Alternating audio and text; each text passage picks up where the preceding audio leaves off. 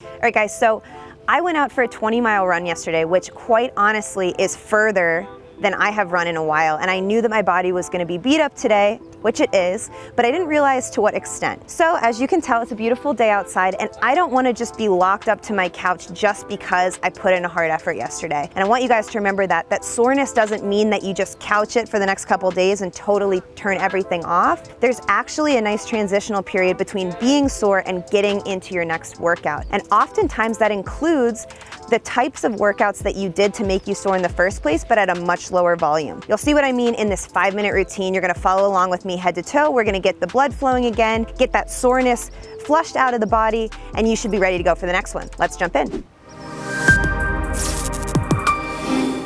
All right, guys, so let's get started. I have a little mat here, a little yoga mat, so feel free to add some padding under wherever you are and just follow along. Nice and easy here. Pause if you ever need more time in one of the movements. You're gonna start by just reaching up those hands here. You can even look up to the sky a little bit. And then I'm just gonna bend my legs, shoot the hips back, and then just walk out. Find a little plank position, nothing too crazy. You're just gonna walk back up, bending those legs as you need, and reach up again. We got 2 more like that. As you start to feel a little bit more stretch through the hamstrings, feel free to bend the legs less as you walk back. You'll get more stretch through here. Reach up, and here we go. Last time. Coming out to the plank. And now I want you guys to stay here. What you're gonna do is keep the body in one piece. You're gonna rotate in a circle over the wrists, nice and slow, but the body stays in one piece. So I'm just using the shoulders and the core to go 5 times in one direction. And I'm using the toes for leverage, so leaning my weight over forward, breathing. And one more here. Nice, guys. You're gonna push the hips back. We're gonna get a little break here. Push back into that downward dog. Feel free to bend the knees if you need to, but otherwise just straighten those hips up.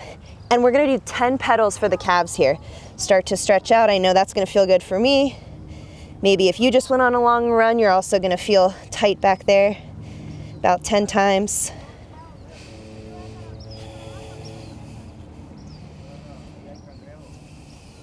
Good, last 2. And now we're just gonna walk those feet up to the hands. So just nice and easy.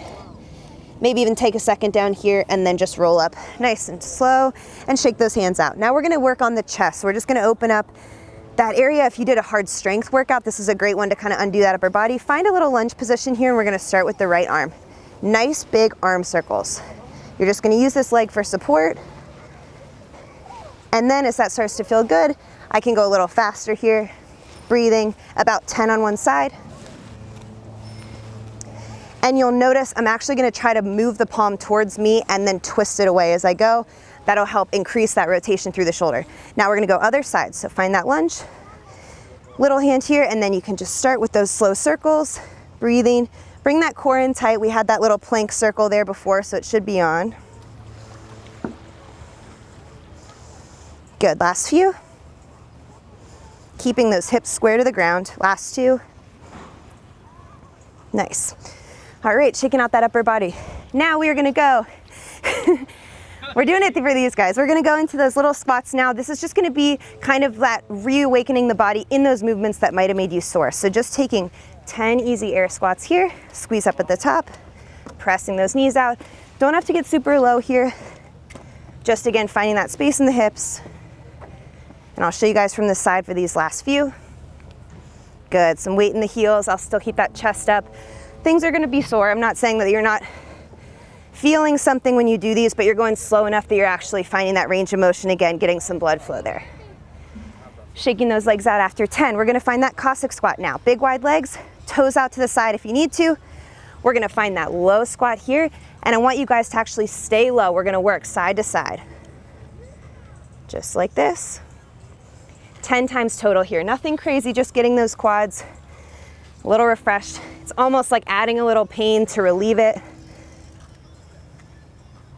Because when we get sore, that's those muscles just breaking down. And then when we get blood flow to there, just like compression tights or something, it helps us recover. Good. After 10, we've got one last movement here, guys. This is what's called a plank jack. A little bit higher heart rate here. Breathe. You're gonna wake those adductors up and just follow along. You do one jumping jack, walk it down, 1 on the ground. Walk it up. 2.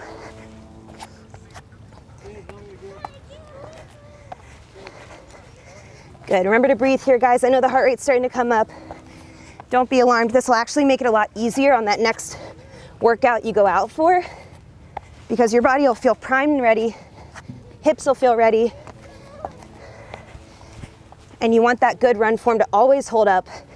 We usually lose it at the end of a hard workout, and you don't want to let that soreness inhibit your form and efficiency on the next one. So we're waking everything back up. Last 2 here.